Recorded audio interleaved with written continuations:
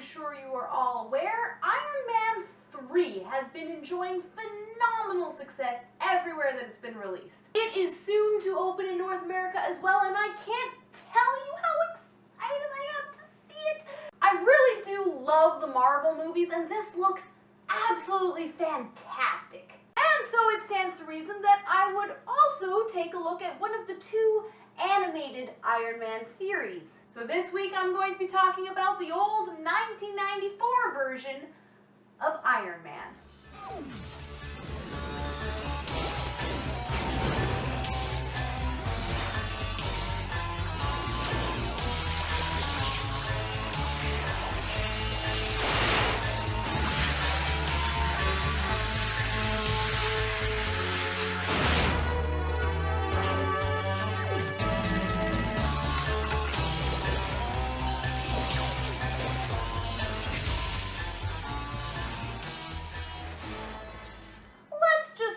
Saying that I have incredibly fond memories of the animated versions of X-Men and Spider-Man from the same era, so I went into Iron Man being incredibly optimistic.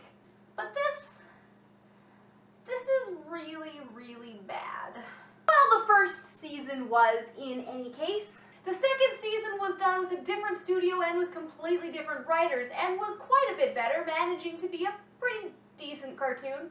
But let's talk about the first season, because it is utterly terrible. The first episode plops the viewer in the middle of things, not bothering to explain anything about who Iron Man or his team of superheroes is.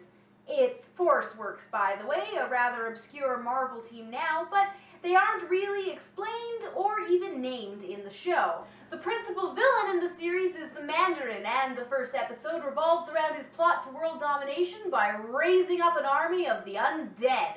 And if you think that premise sounds really kick-ass and interesting, then you would be pretty wrong. One of my biggest gripes is that the action sequences in this series are some of the most boring battles ever animated. Seriously, nothing interesting happens here. They do things that don't make sense, and battles are won in the most ludicrously anticlimactic ways possible. And, I'm sorry, why the heck is Hawkeye punching zombies in the face? He's a ranged fighter! The writing is atrocious, and absolutely nothing makes sense or flows into a coherent narrative. The first episode itself could actually be the worst offender, which isn't a particularly strong way to open a series. And the episode where we learn about Iron Man's origins is just incredibly facepalm inspiring. Tony has to watch flashbacks of his life on his memory deck in order to stay alive because for some reason the memory deck is tied to his central heating? What?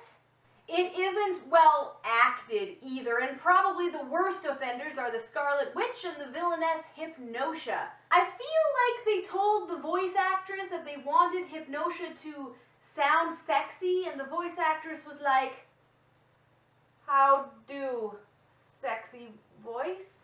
The animation is terrible, even for a 90s cartoon. Oh, you anime lovers get your panties in a knot every time I criticize old anime titles for not looking very good, but believe me, I am just as hard on old American cartoons.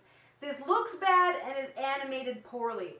Was it passable at the time? Yeah, probably. Now, not so much. Now, I've ragged on it enough at this point, I think. Is there anything redeemable about the series? Well, yes. I really do love the Mandarin's character. He's a pretty darn cool villain, and he has a lot of presence, which is a lot more than I can say for Tony Stark. I do like that Tony Stark is a lot less of a complete douchebag in this version, but they didn't really give him any other traits to replace the party animal douchebaggery, and so he ends up being pretty bland and forgettable. Seriously, go see Iron Man 3 when it hits your theaters because it's going to be like 10 times better than this. And since the Mandarin is pretty much the only thing that I really enjoyed about this series, I'm really anxious to see him in this live-action version.